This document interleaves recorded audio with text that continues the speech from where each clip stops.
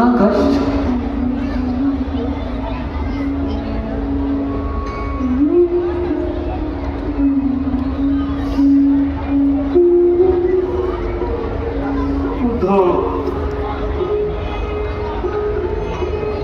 मोहे ब्रिज विसरत ना,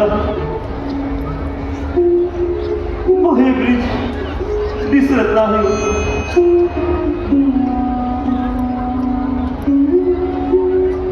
आज माँ देवकी ने जब भोजन के समय अन्य पकवानों के साथ थोड़ा सा माखन भेजा, बस तब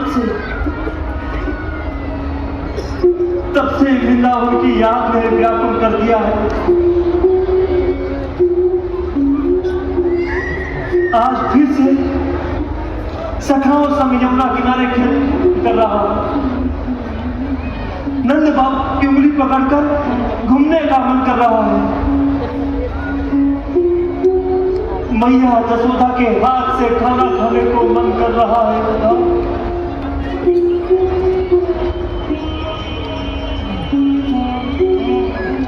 यहाँ मथुरा में तो मुझे स्वयं भोजन करना पड़ता है, जबकि मुझे तो भोजन करना आता ही नहीं। मैया जसोदा ने मुझे अपने हाथ से कभी खाने ही नहीं दी। आज भावना के अपार सागर में डूबता जा रहा हूं, डूबता जा रहा हूं। कितना सताया था मैंने से, कभी उनका बात नहीं समझ पा रहा था, नहीं समझ। मैं केवल ये समझता हूं मित्र कि आपको इस तरह रोना शोभा नहीं देता है, और वो भी उन अनपढ़ गंवार गांव वालों के लिए। तो आप इस तब तुम ही बताओ था मुझे क्या करना चाहिए। उनका स्मरण करना बंद कर दे, कहीं और ध्यान लगाएं। मैंने सुना वृंदावन में आप दिन भर घर से बाहर भ्रमण किया करते थे, किंतु यहाँ आप महल से बाहर नहीं निकलते, हंसते नहीं हैं, मुस्कुराते नहीं हैं। वहाँ बांसुरी की धुन से गौओं का मन हर लेते थे, गोपियों संग डांस करते थे, नृत्य करते थे। किंतु यहाँ महाराज, यहाँ आपने संगीत ही त्याग दिया। ऐसा करते हैं आपके लिए भव्य रस का आयोजन करते हैं।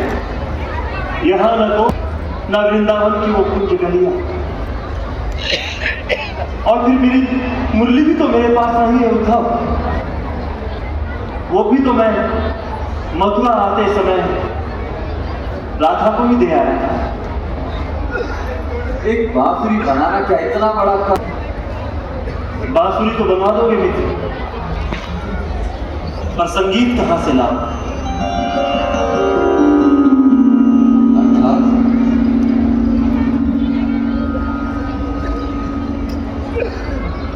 संगीत के लिए 7 स्वरों की आवश्यकता होती है।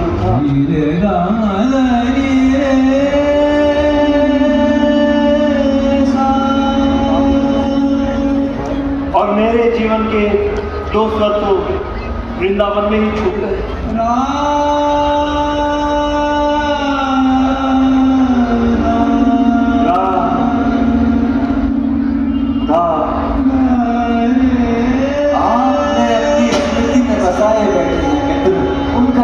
करना बंद कर दें, सब ठीक हो जाएगा। किंतु वो तो मुझे स्मरण करना उठाओ, और जब तक वो मुझे स्मरण करना बंद नहीं करेंगे, मैं भी नहीं कर पाऊंगा। तो एक संदेश वाहक द्वारा उन तक ये संदेश पहुंचा देते हैं कि वे आपका स्मरण करना बंद कर दें।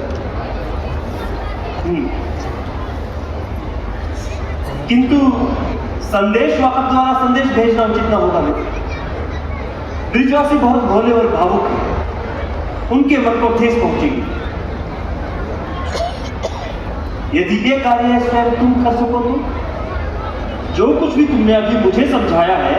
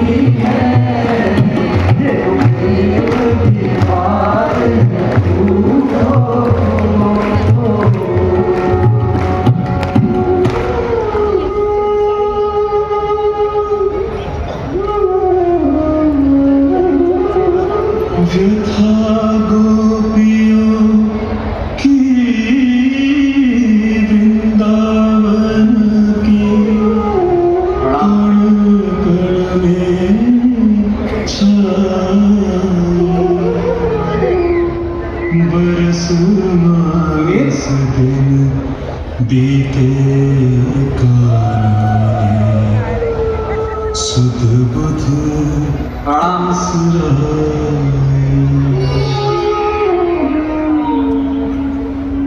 क्या आप राधा?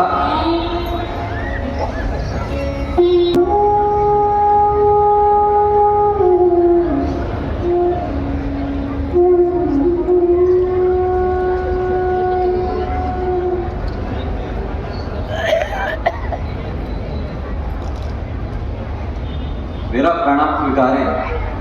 मैं उद्धव मथुरा से आया हूं। तुम राधा हो? आपने कैसे जाना? श्री कृष्ण श्री कृष्ण तुम्हारे बारे में बहुत कुछ कहते रहते हैं। तुम सचमुच वैसी ही हो। श्री कृष्ण, क्या आप जानते हैं उन्हें? अवश्य जानता हूँ। वे मुझे अपना सखा कहते हैं। उन्होंने ही मुझे तुम्हारे पास भेजा है। क्या कहा कन्हैया ने? कब आ रहे हैं वृंदावन?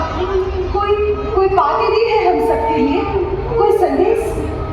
नहीं, बातें तो नहीं दी, किंतु कहलवाया है कि वे आप सबको बहुत याद करते हैं। तो फिर लौट क्यों नहीं आते? या हमें मथुरा क्यों नहीं बुला लेते? इतने बड़े राजकाज को छोड़कर कैसे आ सकते हैं? उनका मथुरा छोड़कर वृंदावन आना संभव नहीं।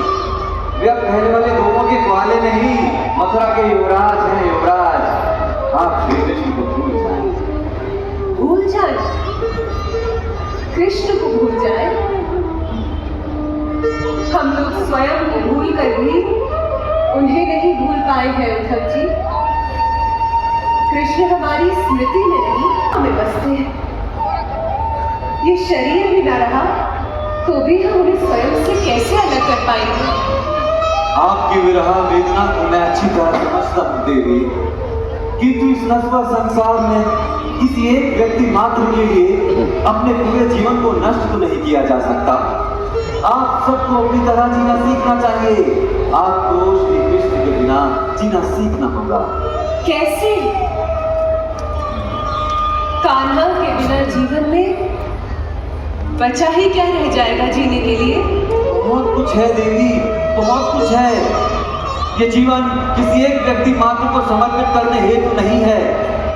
यदि समर्पण ही करना है तो उस परमात्मा के चरणों में इसको समर्पित कीजिए, जो अपरंपार है, अनादि है, जिसके स्मरण मात्र से ही मनुष्य के सारे दुख दूर हो जाते हैं। उस परम का ध्यान करें, उसके ध्यान में जीवन को लगाकर स्वयं को धन्य कर लें। आत्मा का संबंध परमात्मा से जोड़े, ना कि एक साधारण मनुष्य से। उस परमात्मा के ध्यान में ही परम आनंद है, मुक्ति है, मोक्ष है देवी। उद्धव जी, जो अनेक मन होते तो एक श्याम सुंदर को देते, 100 जोग संजोते।